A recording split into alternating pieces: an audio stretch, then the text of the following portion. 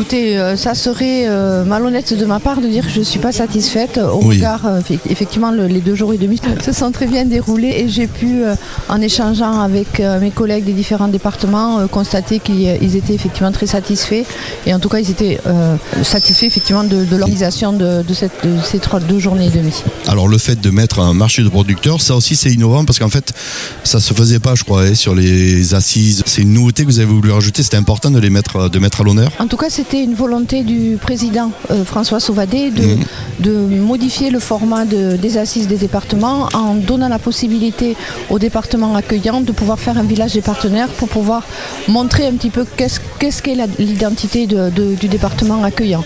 Donc effectivement, nous avons fait le choix de faire ce village.